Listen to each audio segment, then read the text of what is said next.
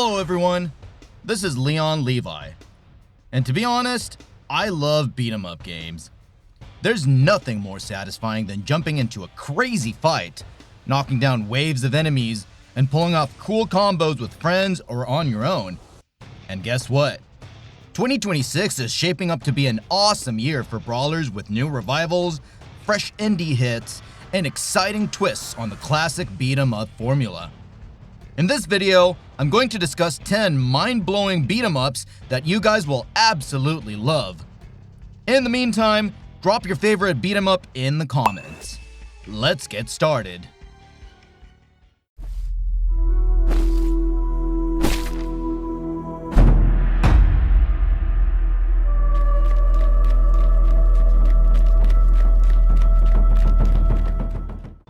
Mexican Ninja. Honestly, when I first watched the Mexican Ninja trailers and then played the demo, I was hooked in a way no ordinary beat-em-up has done in years. This game is a wild 2.5D roguelike brawler where you slash, dash, parry, and build combos while tearing through the streets of a crazy mashup city called Nuevo Tokyo, where narcos and yakuza, yes, that weird mashup, ruled until you showed up to mess things up. The combat feels fast but crisp, and every run has that addictive one more try pull that beat-em-up fans live for. Mexican jutsus and a way of the donkey skill tree that actually gives you meaningful choices on how you fight. There's a demo out right now, and you guys can play it on Steam for free.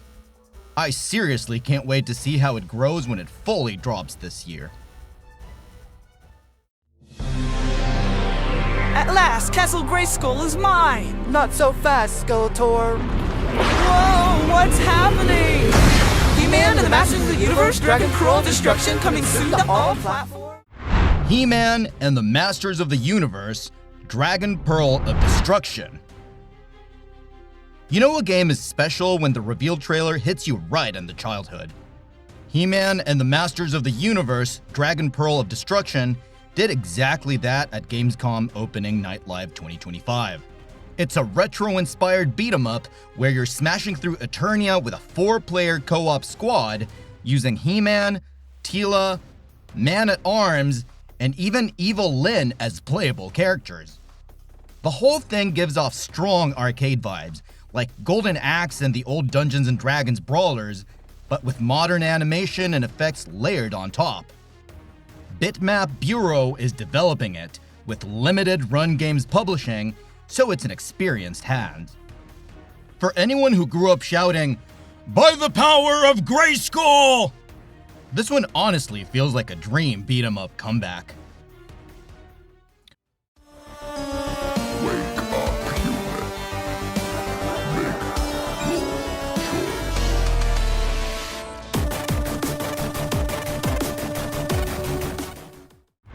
Mad King Redemption. So, Mad King Redemption is that dark fantasy beat-em-up that immediately makes you think, yeah, this is gonna hurt in the best way possible. It's a side-scrolling, roguelite-style brawler where you fight your way through a doomed kingdom twisted by a Mad King's corruption. The hook is simple, but powerful. Repeated runs, brutal melee combat, and the constant push to get closer to the throne room each time. Visually, it leans into grim, gothic environments and heavy atmosphere, giving every fight a sense of weight instead of just mindless button mashing. On top of that, early coverage has been calling out its mix of crunchy combat and dark tone as a standout in the 2026 lineup. It really feels like one of those games you play late at night, chasing one more attempt on the king.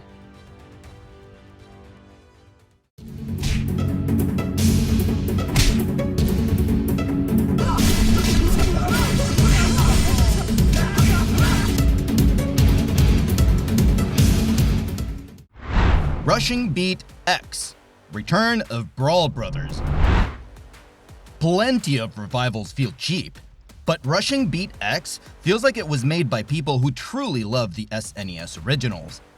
The original rushing beat Brawl Brothers hasn't had a new entry since 1993. And now, Rick Norton and Douglas Build are back with a full modern overhaul. The core is still classic 1 or 2 player side-scrolling beat-em-up action, but now you've got auto combos, counterattacks, cancelable moves, beat rush finishers, and a rage mode that temporarily cranks your power and speed. There are also 4 new playable heroes and a story about a nasty Zika virus tearing through the city. With side missions, hidden weapons, branching paths, and secrets, it's not just nostalgia. It feels like a proper 2026 brawler built on a cult classic foundation. Left me with nothing. No justice. No peace. Just names on a wall. The hunt isn't over. Not until I kill them all. Acts of Blood. Acts of Blood is the game on this list that hits closest to that gritty, grounded, every punch matters fantasy. Instead of the usual side-scrolling lane setup, this one goes third person, letting you brawl through a dystopian version of Bandung, Indonesia. The whole thing leans into a brutal hand-to-hand combat, tight spacing, environmental interactions, and big cinematic finishers. People keep comparing its feel to Sifu, and honestly, that's not a bad thing at all. It clearly wants timing, counters, and momentum to matter more than just mashing. It even showed up during Summer Game Fest 2025, so it's already on a lot of radars. There's a demo on Steam right now, which is always a big confidence booster because you can actually feel how the combat flows instead of just guessing.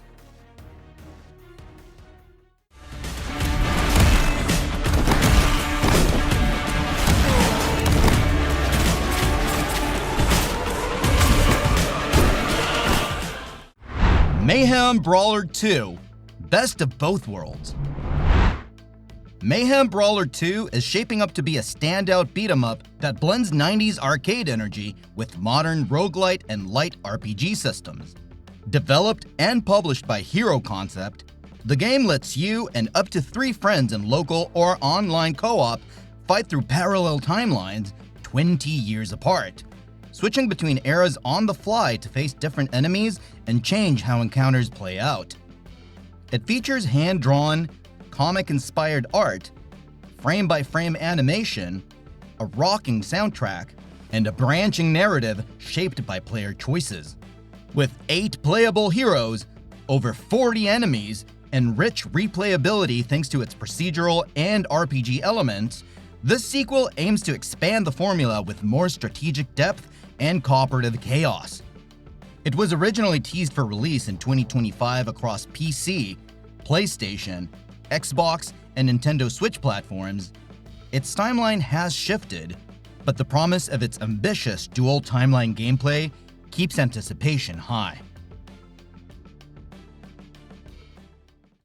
Cleanup time!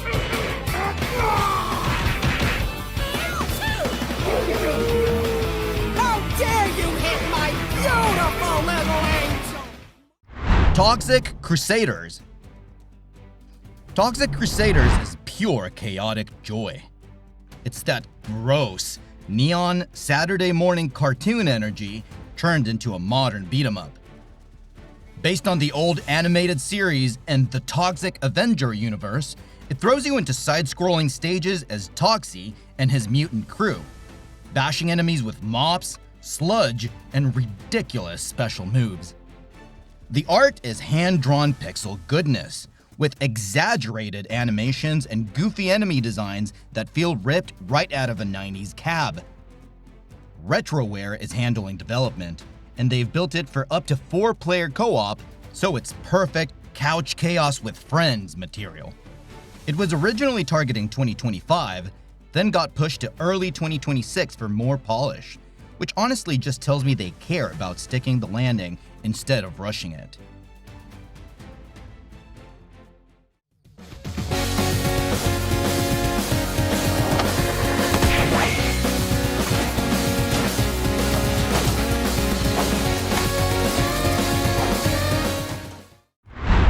Scott Pilgrim EX.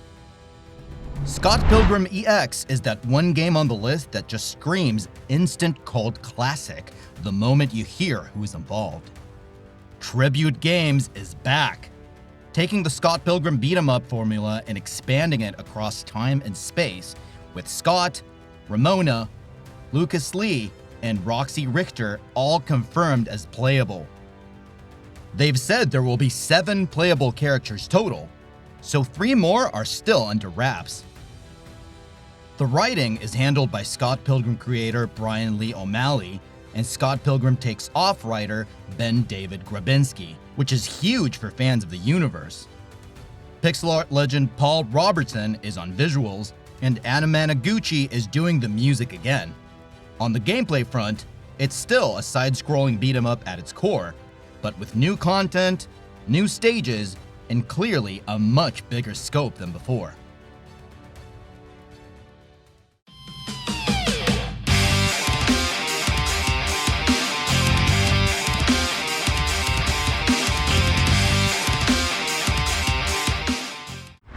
Catgirl Survivor 2: Beyond the Veil. Catgirl Survivor 2 is easily the strangest sounding title here, but it's also one of the more intriguing ones mechanically. It builds on the first game's survival-style action, but pushes things further with more spellcasting-driven combat and a heavier emphasis on co-op. You're not just clawing your way through waves of enemies, you're coordinating abilities, dodging patterns, and trying to keep the chaos under control as the screen fills with threats. A demo has already been live, giving players a taste of how hectic it can get when you're juggling movement and offense at the same time. It definitely aims more at that overwhelming horde feeling than traditional lane-based brawlers, but if you like pressure and constant decision-making, this one looks like it'll deliver in 2026. Kane's security forces stand accused of brutality and corruption. There are even claims that Kane is working with gangs that control the city. 8 Dragons 2. 8 Dragons 2 is that get the whole squad together beat-em-up, and I love it for that. It supports up to 8 players and shared screen co-op, which is just wild for a brawler. The gameplay sticks to a simple, classic control philosophy. One main attack button with directional variations for different moves, plus weapons and objects you can pick up and smash people with. Instead of just a straight line of stages, it opens things up with an urban city structure, letting your group move through different areas while wrecking gangs and bosses. There's already a demo out showing off the core combat and co-op chaos, and it really feels like the kind of game you boot up for parties or couch sessions where everyone just wants to punch something together and laugh while doing it. All of these upcoming beat-em-ups show that the genre is far from dead. In fact, it's evolving in exciting new ways. From nostalgic tributes to the SNES and arcade classics to ambitious sequels like Mayhem Brawler 2 with branching timelines and RPG systems, there's something for every fan. Like this video and let me know in the comments which one you like the most from the list. And as always, thank you for watching.